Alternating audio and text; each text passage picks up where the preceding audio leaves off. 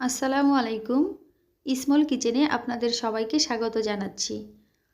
অনেক সময় দেখা যায় কলা বেশি করে নিয়ে আসলে ঘরে থাকতে থাকতে ২-১টা এমনিতেই নষ্ট হয়ে যায়।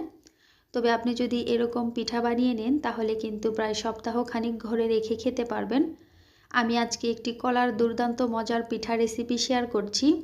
এর জন্য আমি এখানে ২টি কলা নিয়েছি আর ৪ টেবিল চামচের মতো চিনি, সেই সাথে পরিমাণ মতো লবণ দিয়ে তারপরে এগুলো মাখিয়ে নিচ্ছি। হাতেই আমি খুব ভালোভাবে চটকে মাখিয়ে নিয়েছি। এরপর আমি এখানে কিছুটা বেকিং পাউডার এড করে দেব। এতে করে পিঠাগুলো খুব সুন্দরভাবে ফুলে যাবে।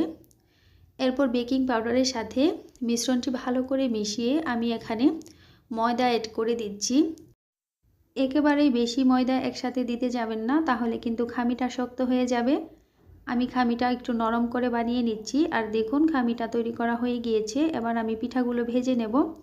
মিডিয়াম আঁচে তেল গরম করে আমি পিঠাগুলো দিয়ে দিচ্ছি। আর চুলার আঁচটা কিন্তু মিডিয়ামেই থাকবে। খুব বেশি হাই হিটে ভাজতে গেলে উপরটায় কালার চলে আসবে আর পিঠার ভিতরে কাঁচা থেকে যাবে।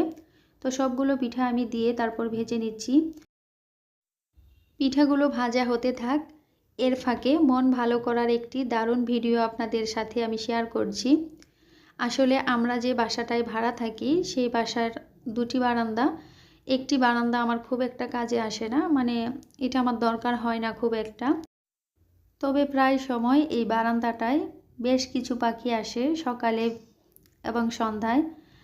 আর সেই ভিডিওটাই আমি আপনাদের সাথে একটু শেয়ার করছি। আসলে পাখি কার না ভালো লাগে, সবারই পছন্দের একটি জিনিস। আর আমারও খুব বেশি পছন্দ। আর আমি চেয়েছিলাম যে পাখি পুষবো, তবে আমার কেন যেন খারাপ লাগে যে বন্দি করে রাখাটা, সেজন্য আর কিনা হয়নি।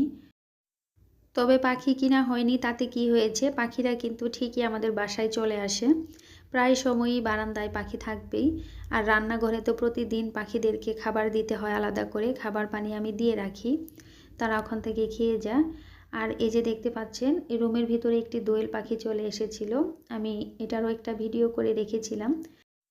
আসলে পাখি আমি খুব বেশি পছন্দ করি, সেজন্য ভিডিওগুলো করে রাখা হয়েছিল।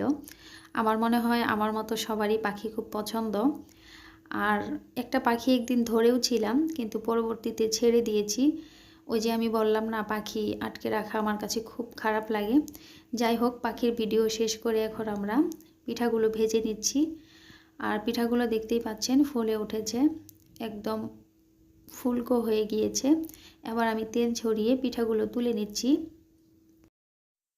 আমার আজকের ভিডিওটি আপনাদের কাছে কেমন লাগলো অবশ্যই কমেন্ট করে জানাবেন। আপনাদের ভালো লাগা মন্দ লাগা সব কিছুই আমাকে কমেন্টের মাধ্যমে জানাতে পারেন।